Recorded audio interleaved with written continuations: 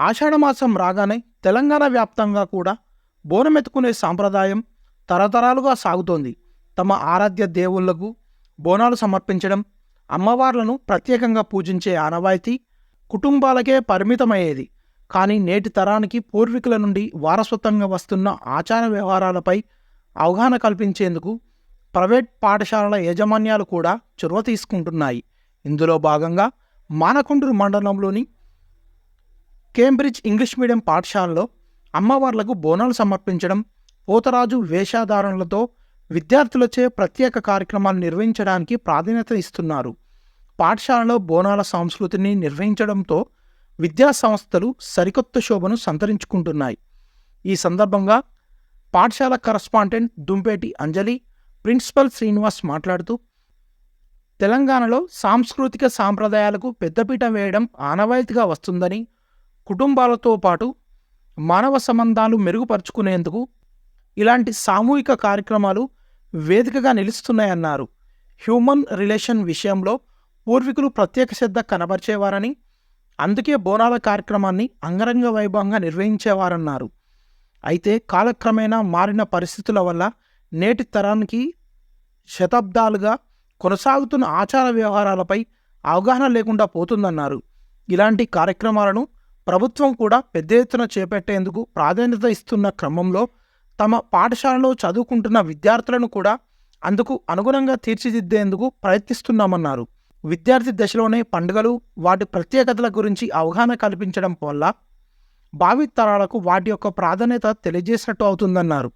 ఈ బోనాల వేడుకల్లో భాగంగా విద్యార్థులు ప్రదర్శించిన నృత్యాలు, పోతరాజు వేషధారణలో చేసిన విన్యాసాలు పలువురిని ఆకట్టుకున్నాయి.